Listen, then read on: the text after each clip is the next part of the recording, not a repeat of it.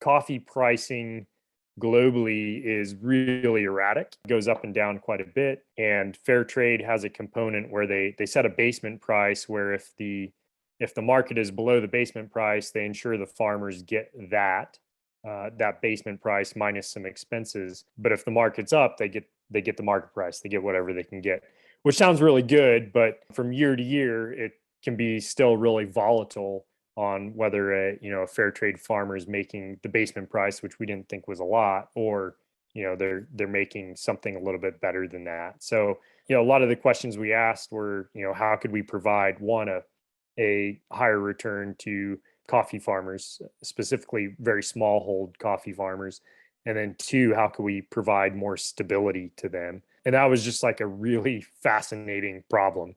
Coffee culture's become significantly stronger, I think, in the last decade than it was previously. And you have a lot of third wave roasters who want to tell you, where the coffee came from and how it was processed and who the farmer was and, all these different things, but they don't ever actually meet the farmers, right? Or they'll tell you that they do direct trade where they pay farmers directly, but oftentimes that's really abused, that language. So, the roaster maybe went down and met the farmer one time, but they're still paying an importer exactly what the importer wants for that coffee. There's no real change in the finances, the financial outcome for that farmer. So coffee is very transactional. Most coffee is grown on small farms. It's grown on steep terrain.